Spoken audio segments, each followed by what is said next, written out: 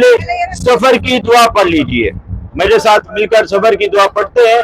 سبحان الذی سخر لنا ھذا وما كنا له مقرنین وإنا إلی ربنا لمنقلبون۔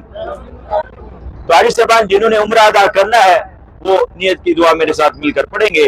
اللہم انی ارید العمرۃ فیسر حالی وتقبلھا منی۔ حاجی صاحبان اللہ تعالیٰ آپ کا عمرہ قبول و منظور فرمائے، اپنی بارگاہ میں آسان بھی فرمائے۔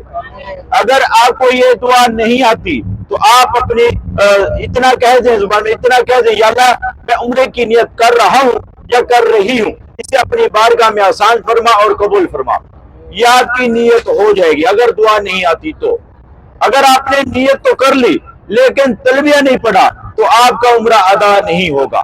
تلبیہ ایک مرتبہ پڑھنا واجب ہے، 3 سے زیادہ مرتبہ پڑھنا سنت ہے، ایک مرتبہ پڑھنا تلبیہ لازمی ہوتا ہے۔ تو ماشاءاللہ میرے ساتھ مل کر تلبیہ پڑھیے گا سارے ساتھی۔ لبیک اللہم لبیک لبیک لا شریک لک لبیک ان الحمد والنعمت لک والملک لا شریک لک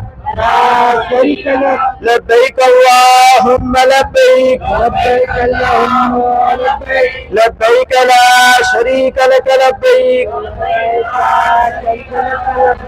ان الحمد والنعمت لک والملک لا شریک لک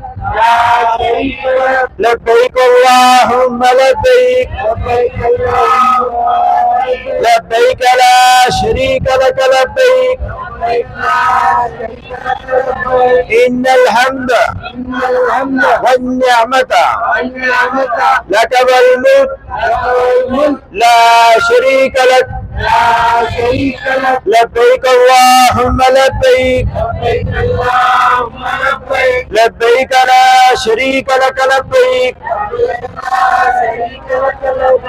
ان الحمد والنعمت لک والملک لا شریک لک۔ حاجی صاحبان آپ نے وقتاً فوقتاً تلبیہ پڑھتے رہنا ہے۔ اب آپ کی جو تسبیح ہے وہ تلبیہ ہے۔ حاجی صاحبان اب آپ عمرے کی احرام کی نیت کے اندر آ چکے ہیں، پابندیوں کے اندر آ چکے ہیں۔ اب آپ خوشبو کا استعمال نہیں کر سکتے، صابن کا استعمال نہیں کر سکتے، شیمپو وغیرہ، کیونکہ اس میں خوشبو ہوتی ہے۔ یعنی بال نہیں کاٹ سکتے، بال نہیں کھینچ سکتے، کچے پیاز، دار چینی، الائچی وغیرہ اس کا استعمال آپ نہیں کر سکتے، ناخون نہیں کاٹ سکتے۔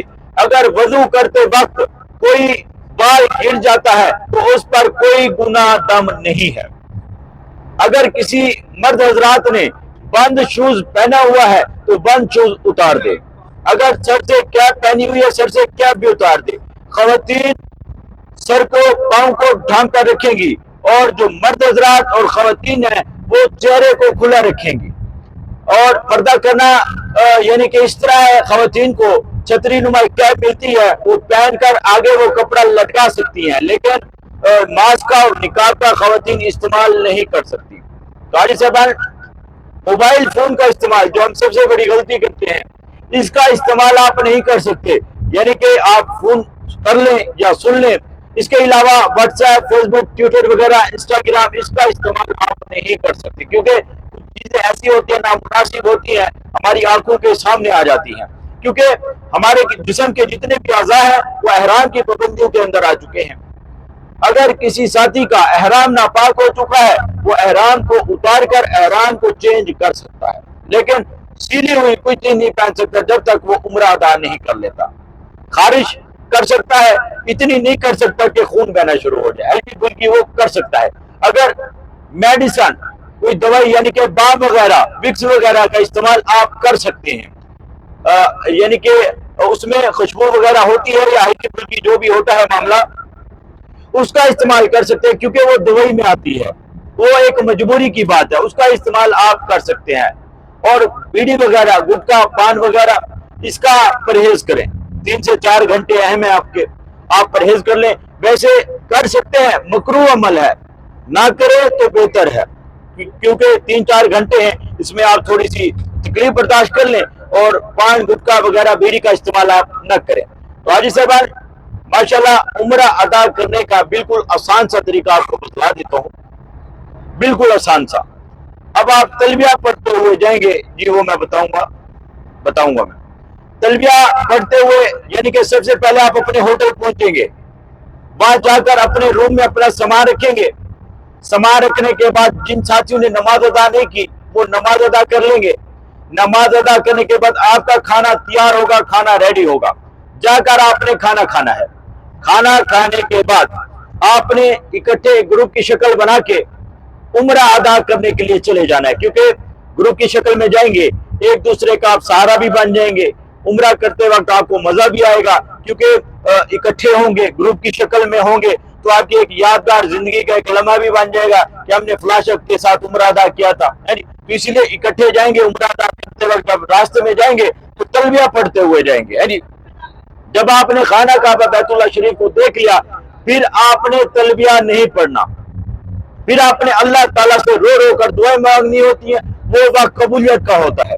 آپ حالت احرام میں ہوں گے، خانہ کعبہ بیت اللہ شریف کے سامنے ہوں گے، بیٹھے ہوں گے، اور اللہ تعالیٰ سے رو رو کر دعائیں مانگ رہے ہوں گے، تو حاجی صاحب ذرا سوچیں، وہ آپ کی دعا رد ہوگی؟ بالکل نہیں ہوگی، فوراً قبول ہوگی آپ کی دعا۔ وہ وقت